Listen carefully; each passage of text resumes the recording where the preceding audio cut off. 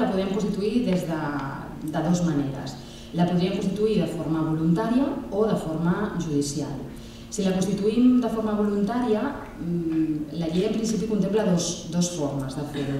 Una seria pels pares que no estiguin privats de potestat respecte dels seus fills menors, que es podria fer amb escriptura pública o mitjançant testament, i després l'autotutela, que imagino coneixeu, que seria bàsicament quan és la mateixa persona la que estan en aquell moment amb plena capacitat d'obrar, el que dèiem, és a dir, amb plena possibilitat de poder exercitar negocis jurídics, doncs va al notari i decideix pel dia de demà, en el cas que necessiti ser incapacitat, quina persona o quines persones vol que siguin els seus tutors.